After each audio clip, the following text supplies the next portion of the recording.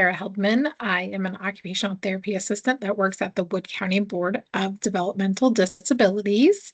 And today we're going to be talking about assistive technology for work productivity. So these are some tips and tricks that our team utilizes to make our work life a little bit more proficient using assistive technology. So as we start this recording, I just want you to be aware that today is January 6th, 2026, as I'm recording, and we know that assistive technology is ever evolving. So these are things that we're aware of as of today. We'll probably learn something new before the day is over.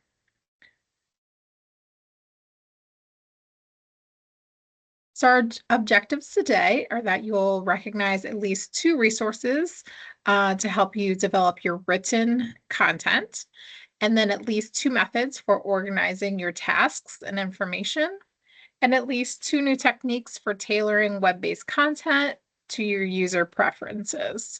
There's a lot of really great free resources out.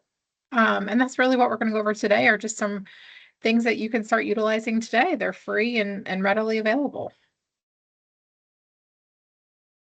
For most of us, technology makes things easier.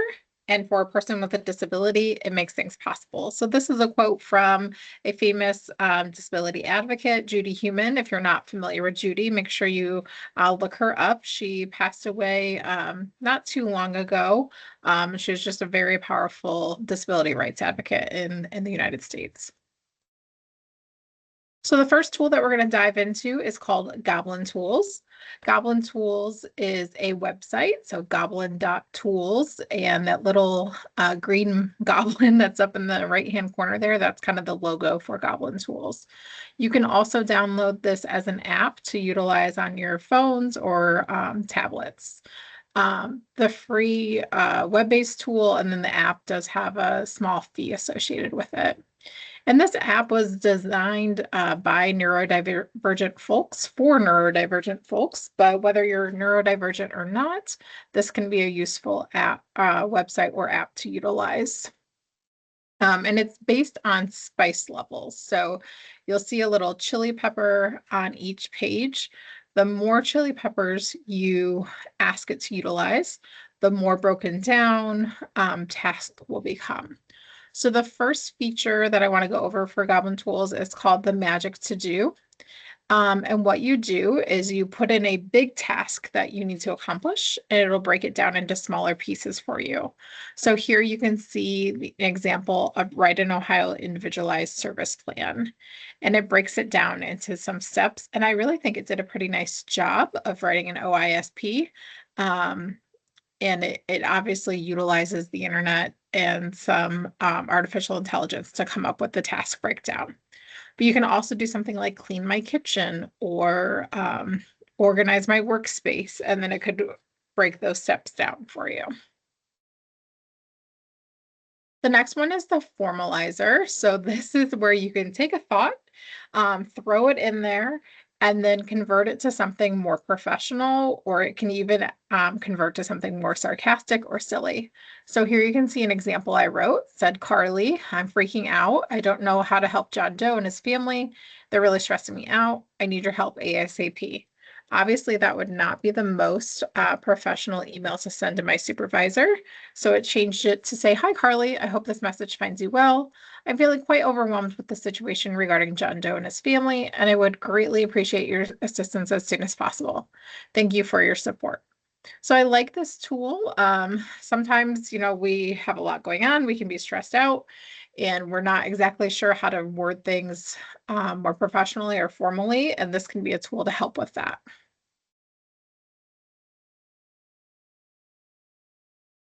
The judge does exactly kind of the opposite of that. So you can put text into the box and then it will judge it for you. So it will tell you what the tone of the message is. So if you are someone that struggles with your own tone or struggles to interpret the tone of others, you can put the message in. It'll tell you what the tone of the message is.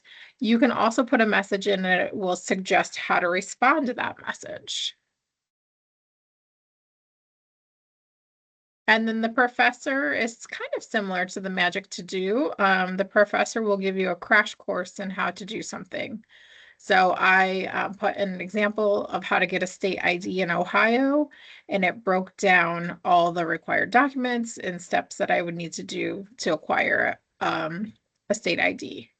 There's a couple other tools that I'm not going to show screenshots for. The estimator provides an estimate of how long a task will take. So if you're someone that struggles with time management, that can be helpful. The compiler is like a brain dump. So if you've got a lot of thoughts going on in your head and you just need to dump it all in one spot, you can kind of just, um, stream of consciousness, write out all your thoughts, and then it'll create it into a nicely organized to-do list for you. And then if you're busy after work and not sure what to make for dinner, the chef is an interesting one. You can list out ingredients that you have. It'll compile them together and come up with a recipe for you. So that is Goblin Tools.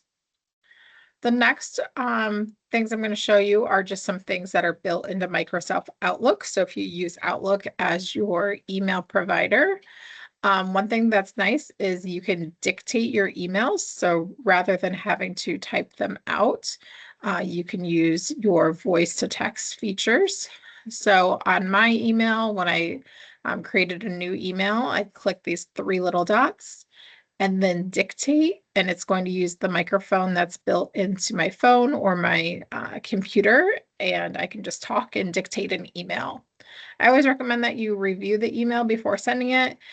Sometimes different words may not be typed out correctly. I oftentimes will use this after I visit with an individual. I get out in my car and then I'll dictate a note to myself summarizing the visit. You can use text to speech as well. So if you have some lengthy emails to read through, you can read them aloud. So here you'll see the little, the gear wheel, and then you'll just click read aloud and your computer will read your emails aloud to you. So if your eyes are feeling tired and you need a break from reading things, that's a good tool to use. Outlook also has something called Viva Insights. So this again is in the three little dots to get to your more features. And then down at the bottom, Viva Insights, sorry, it can help you schedule time for preparing for your meetings. So if you're someone that isn't always coming prepared, or you're kind of scheduling back to back to back, it'll automatically schedule time for you to prepare for your meetings. You can also plan time away and set lunch break hours. I know a lot of us are guilty of just working through lunch. So actually setting aside a time to have your lunch and take a little break can be a really great thing. You can also configure quiet time so that you don't receive messages, for example, between the hours of 7 p.m. and 7 a.m. And you can have focus time. So time set aside to actually tackle your to-do list. A scheduling poll is another great tool. So if you are trying to schedule a meeting, especially those that are internal, if you click to create a new calendar invite and then put the folks in there that you want to meet with, and then you can do a scheduling poll. So you can put in a couple different times, and then folks are able to vote and decide which time is most appropriate for them. So this is what it looks like when you send it to someone. They get to click on that blue vote box. Another tool that's great when you are doing some collaborative work is to use a whiteboard. This is a virtual whiteboard that you can all be working on at the same time. You can add sticky notes, you can add shapes, different colors, even emojis on here. You can add a timer. So we're all going to brainstorm for 5 minutes and then we're going to come together and share ideas. And it will save these whiteboards for you to come back to as well. All right, so we're going to take a little break here, kind of a little pop quiz for you. Just kind of check your knowledge if you know any of these common PC keyboard shortcuts. So Control C, what does that one do? It copies your selected text or images.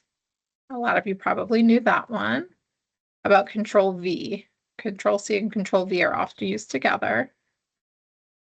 Control V is the paste selected text or images from a clipboard.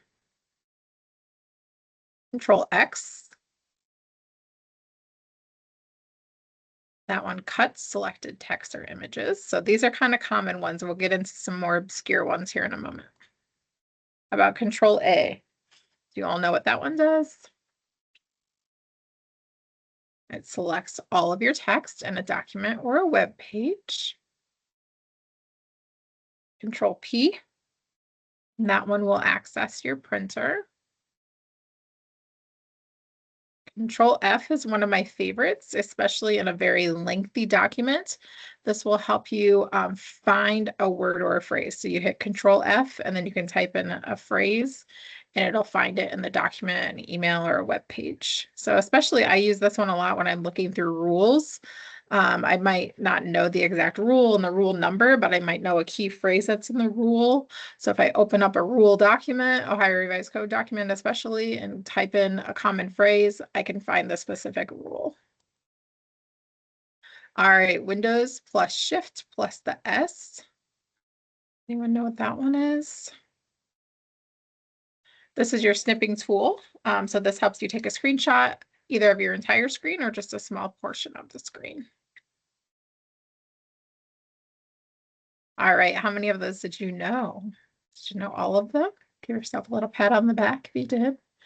Another tool that we like to use is the sticky notes on the computer. So down in your search bar on your PC, you can just type in sticky notes. It's a program that's built in. Sticky notes are nice because we all know that if we have traditional sticky notes flying around, they get lost, they fall behind your computer screen. You might throw them away on accident, or they're just not as confidential if you need to write, a more personalized to-do list. So on your sticky notes on your desktop, you can change the fonts, you can make bulletin points, you can insert graphics, you can change the color of the note. So my personal system is I kind of use a green, yellow, red. So green being my priority to-do list. Yellow is more kind of back burner projects when I have time. And then red is usually just some random notes to myself or a silly picture to remind me to have a little fun.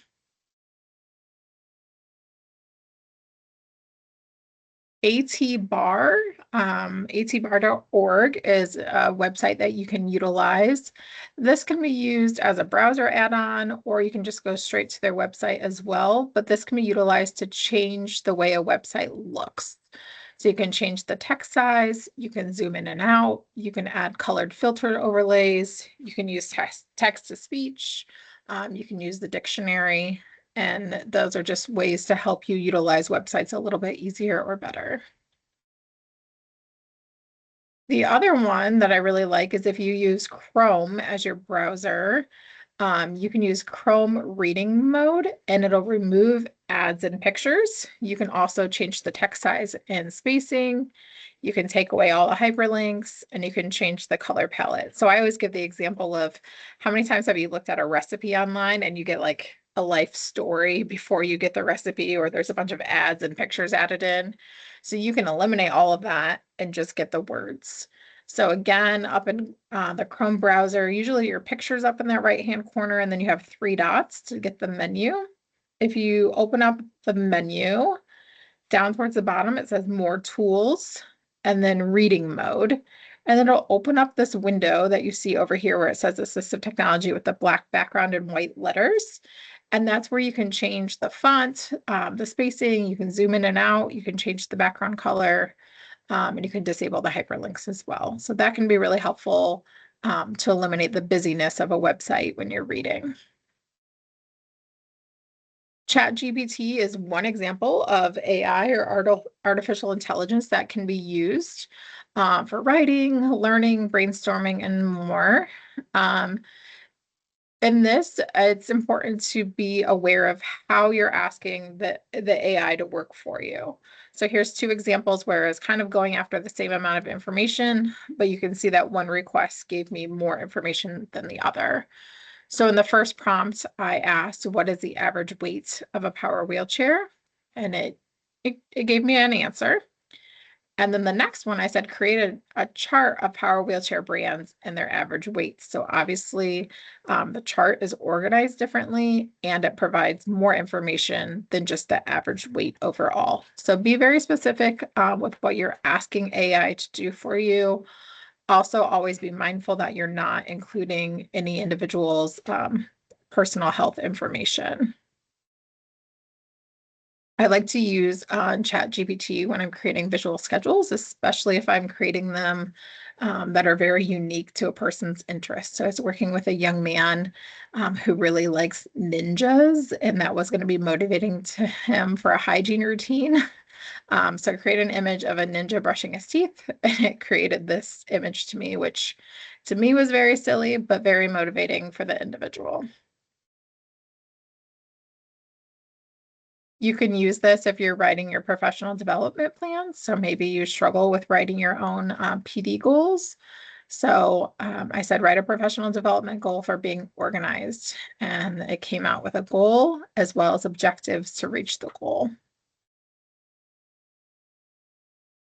So those are some common tools that we use for workplace productivity that are just built right into our systems or available easily for free.